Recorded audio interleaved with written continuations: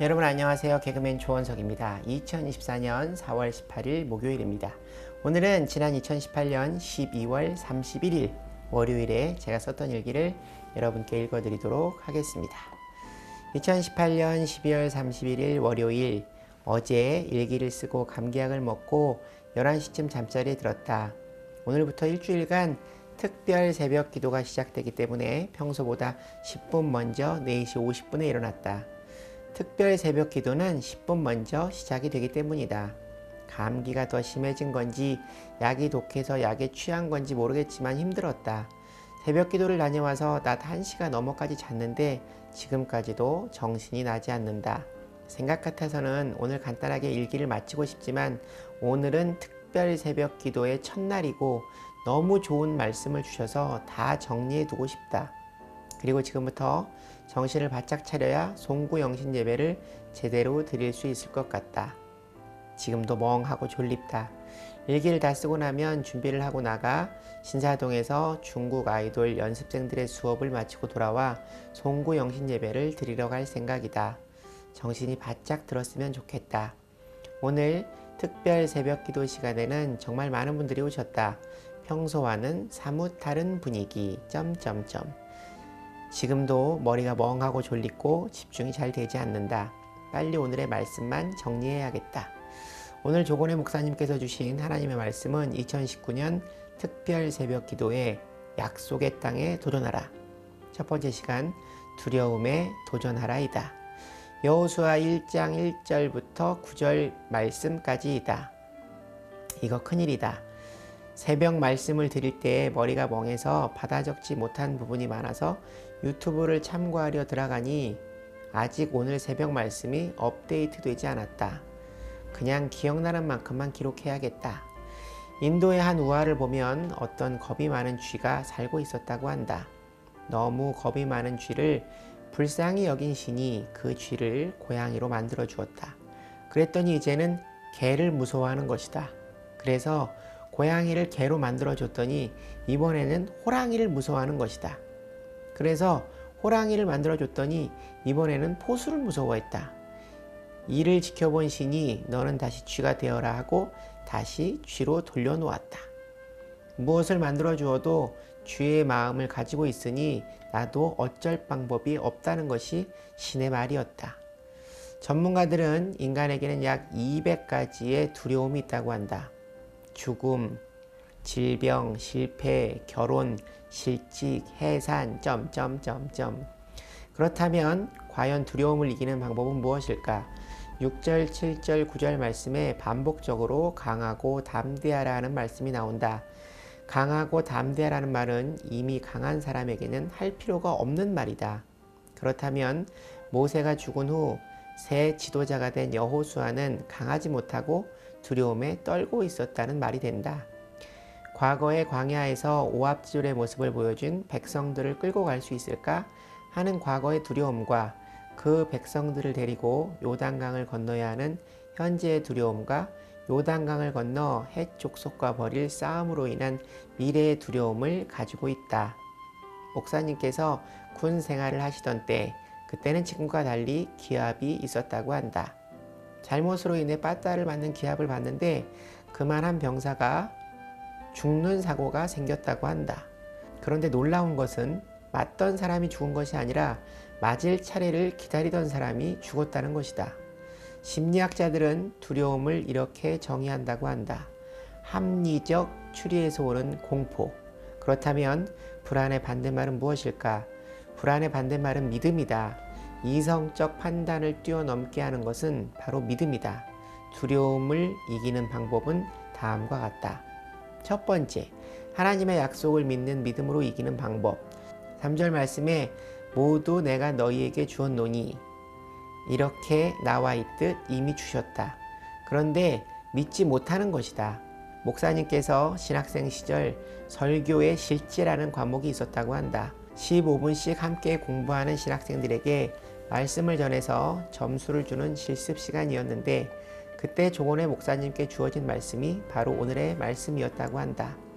목사님께서는 제목을 선택받은 자의 불안으로 정하시고 당시 함께 공부하던 학생들에게 이 믿음 없는 자들아 하고 설교를 시작하셨다고 한다. 당시 신학생들은 하나님의 부름을 받아 세상을 버리고 목회자의 길을 선택해 놓고도 앞으로 사역할 사역지에 대한 고민을 많이 하고 있었다고 한다. 이미 부름받아 신학을 공부하고 있으면서 사역할 사역지를 고민하는 것은 하나님의 종들이 해야 할 일들이 아니었다. 하나님이 부르셨으니 앞으로의 일도 모두 하나님께 맡겨야 하는 것이다. 바로 이 부분을 말씀하신 덕에 A 학점을 받으셨다고 한다. 믿음은 믿음에 대한 약속이고 실천이다. 하나님의 약속을 붙잡고 믿음으로 전진해야 한다. 두 번째, 하나님이 함께 하심을 믿는 믿음. 어느 날 서울에서 부산을 가는 완행기차를 혼자 탄 아이가 너무나 의젓하게 여행을 하는 것을 보며 사람들이 대견해했다. 그런데 그 아이는 기차가 정차하면 자리에서 일어나 어디를 갔다 와서 다시 제자리로 앉고를 반복했다. 사람들이 신기해하며 묻자 그 아이는 우리 아빠가 이 열차의 기관사예요 라고 말했다고 한다. 가는 동안 아빠의 얼굴을 보며 불안해하지 않았던 것이다. 우리 인생의 기관사는 바로 하늘 아버지이시다. 전능하신 하나님이 나와 함께 계신다는 임마누엘의 믿음. 미국의 샌프란시스코에 금문교를 놓기 위해 공사를 하던 당시 5명이 떨어져 목숨을 잃는 사고가 발생했다고 한다. 이 일로 인해 샌프란시스코는 공사를 하는 인부들의 아래에 그물망을 설치하고 공사를 하게 했다고 한다. 이후 단 한 사람도 다리에서 떨어지는 사고가 없었다고 한다. 하나님이 나와 함께 계신다는 생각으로 하나님이 나의 안전 그물이 되어주신다는 믿음으로 살아야 하는 것이다. 오늘 본문 5절 9절 말씀에 하나님이 함께 해주실 거라는 약속의 말씀을 주시고 계신다. 5절 말씀, 내 평생에 너를 능히 대적할 자가 없으리니 내가 모세와 함께 있었던 것 같이 너와 함께 있을 것임이니라. 내가 너를 떠나지 아니하며 버리지 아니하리니. 9절 말씀, 내가 네게 명령한 것이 아니냐. 강하고 담대하라. 두려워하지 말며 놀라지 말라. 네가 어디로 가든지 네 하나님 여호와가 너와 함께 하느니라 하시니라. 세 번째, 하나님의 말씀과 동행하는 믿음. 지금 여호수아에게 현실적으로 필요한 것은 약도나 무기 이런 것들일 것이다. 하지만 하나님은 현실과는 동떨어진 말씀을 하신다. 8절 말씀, 이 율법책을 내 입에서 떠나지 말게 하며 주야로 그것을 묵상하여 그 안에 기록된 대로 다 지켜 행하라. 그리하면 내 길이 평탄하게 될 것이며 네가 형통하리라. 아멘. 이 말씀을 오늘날의 상황에 바꾸어 보면 매일 성경책을 읽고 새벽 기도에 나가고 큐티를 하며 그 말씀대로 살려고 노력하라는 것이다. 메가더 장군은 평생을 살며 단 하루도 성경을 읽지 않은 적이 없었다고 한다. 전쟁을 진두지휘하면서도 그는 성경 읽기를 게을리하지 않았다.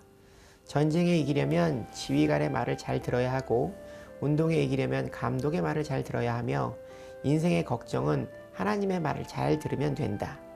삶의 현실적인 것을 구하기보다는 말씀을 붙잡고 믿어야 한다. 시편 119편 165절 말씀, 주의 법을 사랑하는 자에게는 큰 평안이 있으니 그들에게 장애물이 없으리이다. 장애물이 없는 것이 아니라 뛰어넘을 수 있는 용기와 능력이 주어진다. 중국 어떤 사람의 이야기인데 자세히 기록하지 못했다. 불치의 병에 걸린 그 사람이 어느 날 꿈을 꾸었다고 한다. 잔잔한 강에 배를 타고 가고 있는데 앞에 큰 바위가 나타난 것이다. 그때 하나님께서 나타나셔서 장애물을 치워줄까 아님 물의 수위를 높여줄까를 물으셨다고 한다. 이 사람이 꿈에 생각하기를 물의 수위가 오르는 편이 좋을 것 같아 물의 수위를 올려달라고 했다고 한다. 정말 물이 불어나 그 바위가 물속에 가라앉았고 그 위를 유유히 지날 수 있었다고 한다. 꿈에서 깨고 그는 그가 앓고 있던 불치의 병에서 깨끗이 나았다고 한다. 우리는 은혜의 수위를 높여야 한다. 오늘 주신 말씀이 내일 시작되는 2019년 나 원석이가 살아가야 하는 방법이다. 첫 번째, 하나님의 약속을 믿는 믿음으로 두려움을 이길 것이다. 이미 하나님께서 나의 갈 길을 정하여 주셨으며 소망을 주셨다. 나에게 주신 회복의 역사로 나의 길이 많은 이들에게 웃음과 즐거움을 주는 연예인임을 알게 하셨다. 그 주신 은사에 감사하며 세상의 일에 불안해하지 말고 주님을 믿고 앞으로 나갈 것이다. 두 번째, 하나님이 함께 하심을 믿는 믿음. 하나님이 나와 함께 하심을 믿고 수시로 기도드리고 하나님의 성령의 은혜가 나를 떠나지 않도록 바른 생각과 행동을 갖기 위해 노력할 것이다. 세 번째, 하나님의 말씀과 동행하는 믿음. 새해에도 새벽 기도를 게을리하지 않을 것이며 이 일기를 통해 말씀을 묵상하고 1:1 양육 훈련을 비롯한 내가 몸담은 예능교회의 양육 프로그램에 적극 참여함으로 영적인 풍요를 누릴 것이다. 이제 씻고 준비하고 나가야겠다. 수업을 빨리 마치고 집으로 와서 준비를 하고 송구 영신 예배에 가야겠다. 오늘 중국 아이돌 수업을 통해 그들에게 정말 필요한 내용을 가르치고 그들에게 내 수업이 꼭 도움이 되기를 하나님께 기도한다. 송구 영신 예배 때 행운권 추첨을 하는 시간이 있는데 그 시간을 이용식 선배님과 내가 함께 진행하기로 했다. 하나님께서 함께 해주셔서 복되고 즐거운 시간이 되기를 바란다. 하나님 늘 함께 해주십시오. 사랑합니다. 감사합니다. 제 일기를 제가 다시 보는데도 소망 가득함에 기분이 좋아지네요. 저 스스로에 대한 다짐을 마치 목사님께서 말씀을 주시는 것처럼 챕터를 정해서 기록해 두었습니다. 식었다 뜨거웠다를 반복하는 저의 믿음이 이때의 저에게 저를 부끄럽게 만듭니다. 왜 저는 하나님께 한결같지 못한 걸까요? 반성합니다.